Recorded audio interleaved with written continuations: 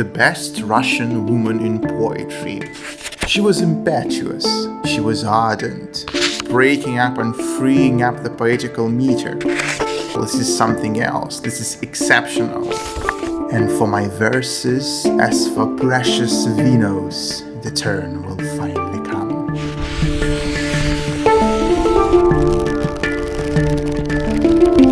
Hello everyone, it's a free translator, a poetry podcast.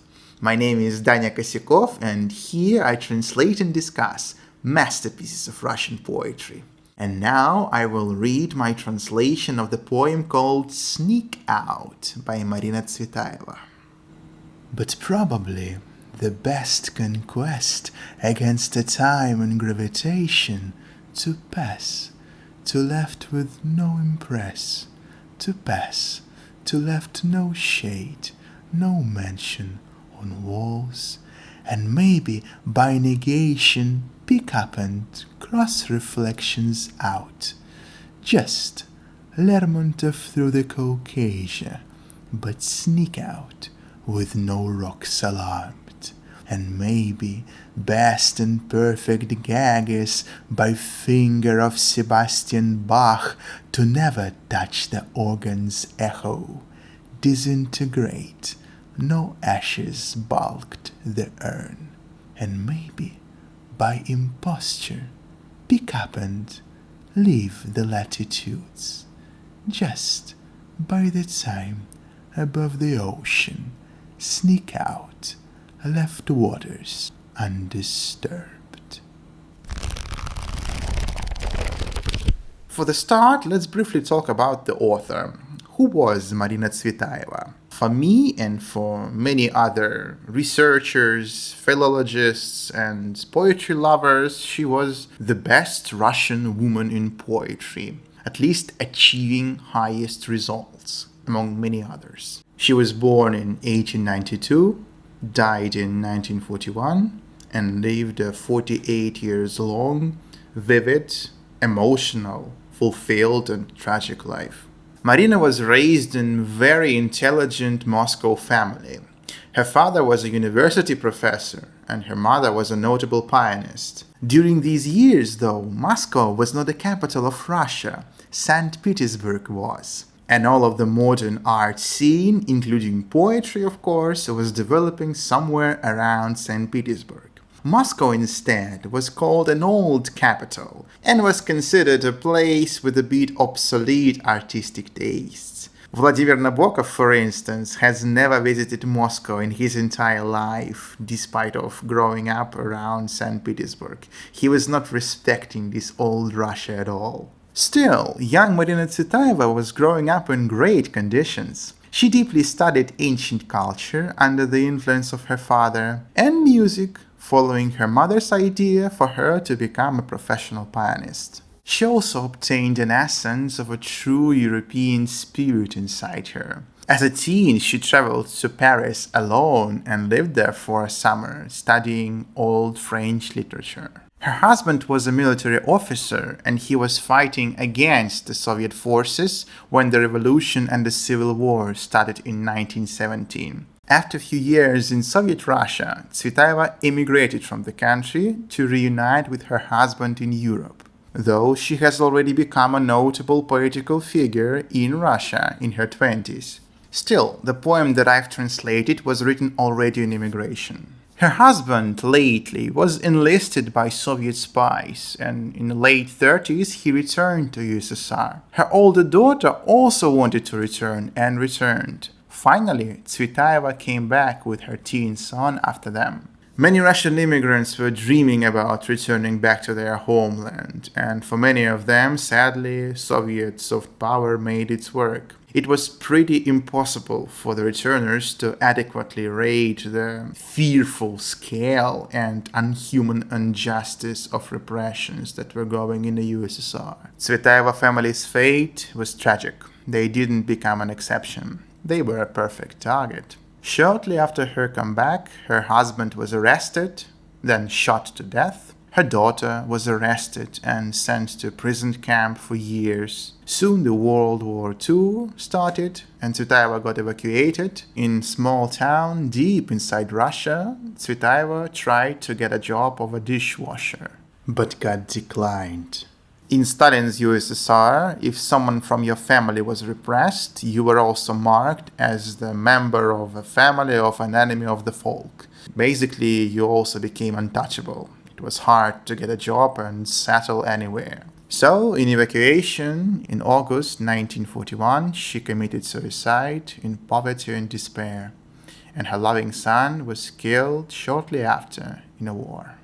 You know, when you're studying poetry in search for an unearthly beauty and grace, and you finding it in someone's lines, then you realize, well, this is something else. This is exceptional, first-class poetry, and probably it is the best woman in the history of Russian literature. And then you're finding out how she met her death. And probably you should continue reading after that, in honor of her dedication to that work. And Tsvetáeva was exceptionally serious about her work, and she put her life into her works. But still, I cannot separate these things one from another. And still, corpse of Tsvetáeva is in a noose in front of my eyes every time I read something about her and set my own values in life. And this deathful silence from the past also requires its own translator. I believe so. And corpse of Tsvetáeva is still in front of my eyes. After all, who was Marina Tsvetáeva? As a poet, as an individual, I tried to pick some adjectives to describe her. She was impetuous. She was ardent. She was serious. She was dedicated. She was knowing her own worth. She worked a lot, creating not only poetry, but a prose of a high probe. She was a truly European-style modern writer and a poet. Yet she worked in the field of rhyme poetry, as the free verse was rarely used in Russian poetry of that era. Still, Tsvetáeva used a lot of enjambments. She shifted the ends of the sentences to the next lines, and she was breaking up and freeing up the poetical meter. This, combined with her impetuous emotional outbursts, created a recognizable gusty tone of her poetry, matching her personality. Her most famous lines are these two, I believe. And for my verses, as for precious vinos, the turn will finally come. That was my brief commentary about the life and the genius of Marina Tsvetáeva. Let's go back to the text and find out something about it.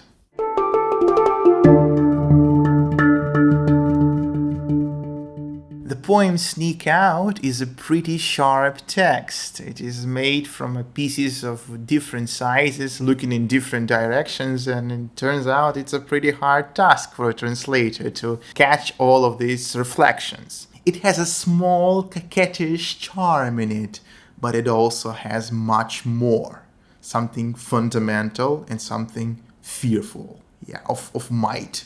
When the line cross reflections out drops, in the original it is the same verb form that I mentioned in Pasternak's episode. It's cross yourself from the mirrors. But with limited space especially, it's hard to copy the unknown form for the English. So I've chosen just cross reflections out, which would be a bit plain expression compared to the original. But keep in mind that I wanted to transfer the shattered surface of the poem. I don't want to straighten it out, so better to concentrate the meaning a bit in here than to break the curlicue pattern. And the form of the poem is translated fully. So it's the same meter, the same rhymical structure, and the same length. Later on, it will become a standard that I will constantly achieve in creating a perfect formal translation. That's my goal. The next interesting line is just Lermontov through the Caucasia. Lermontov mentioned here is Mikhail Lermontov, a Russian classic poet, younger peer of Pushkin, and founder of his own recognizable line in Russian poetry. Alexander Pushkin, the most influenced Russian poet of all time and co-founder of the modern Russian literature language, is often called the son of Russian poetry. Well, if Pushkin was the sun, Lermontov was the moon. He lived a very short life in the first half of the 19th century, and he was the ultimate singer of the loneliness, of the contempt to the vacuous society, and of the yearning for the lost heaven somewhere in other dimensions, unreachable for the human, but opened for the poetical epiphany. So he was a classical romantic figure with insane talent, probably the same as Pushkin's or even bigger than Pushkin's. And if Lermontov could live at least as much as Pushkin did, and Pushkin did live only 37 years, Lermontov could have outstanded him, and Lermontov would be called the number one Russian poet of all time. From that era, the beginning of 19th century of Russian literature, which is also called the golden age of Russian literature. From that same era goes two main lines in Russian poetry. Pushkin's line, like a sun line, though Pushkin was immensely deeper than just light and sun. He also had a tragedy lyrics of immense power, but Pushkin was everything. Pushkin is our everything is another popular quote that has gone far beyond the bounds of literature and has even become ironic. Pushkin is like perceiving the reality in its various form with a touch of a genius, but with a gentle step back then. Gentle smile after all. Smile in emptiness between the lines. That is the Pushkin's line in poetry. And Lermontov's line is different. Lermontov is about to accumulate the temper, the despair to the limit, and then put it into poetry. Lermontov is craving for understanding and realizing there would be no understanding in life. So these two, Pushkin and Lermontov, two similar poets with a strong romantical influences, but in some key things they are opposite to each other. And many other poets after them were choosing their line to follow, choosing their side even. Well, of course, I'm making things simple again. Both Pushkin and Lermontov are much more complex authors compared to the time we have to discuss them for now. But Tsvetáeva mentioning Lermontov in her poem is no coincidence. Boris Pasternak was definitely a Pushkin type of a poet.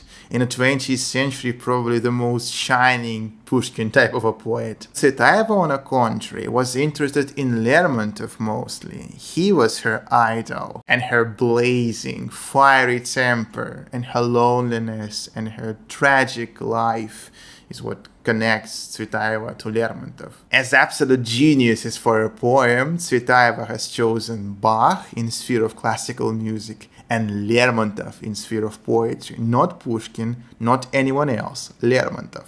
Caucasia, or the Caucasus Mountains, is a region that in Russian literature is strongly correlated with Lermontov. He was deeply fascinated by the pure and vivid nature landscapes of the area, and by life and culture of indigenous people living over there. Russian Empire was fighting these mountain folks for decades and centuries even, and Lermontov was also military and he was serving there. He was remembered as a brave officer, risking his life multiple times for the Russian army, but he still loved Caucasus and he described it beautifully in his poems and longer poetical compositions. And Tsvetáeva even compares his Caucasus poems with avalanches, subtly. Just Lermontov through the Caucasia, but sneak out with no rocks alarmed. It may be read as shouts echoing in the mountains, or even as avalanches alarming them. Disintegrate, no ashes bulked the urn is also a memorable line for me. In the original, Tsvetáeva just says, disintegrate, leaving no ashes for the urn. And this would be pretty easy to translate if not Sebastian Bach, which is in a strong position in a second line. So I have no other option but to find the word that would be somehow related to the meaning and rhyming with Bach. I figured out this weird concept, how can we combine the line with like no ashes bulked, it's some sort of a rhyme to Bach. So I wasn't sure about that. And my friend Kelvin, who helps me with the translation, he said, whoa, that's a great image, that's a great line, just leave it like that, I like it. And I was like, all right, probably my feeling of the language is not so deep, especially in front of these weird constructions. I have to weight them and like figure out, do they sound or do they not? Thankfully, I have a helper on the other side of the language who is also versed in poetry quite well. He is able to help me and guide me when I'm starting to lose the ground in the fog of the language. So thank you, Kelvin, for this help and for many others. Without you, this project would be impossible. I would never dare to translate such a complicated poetry alone. I'm glad that I met you.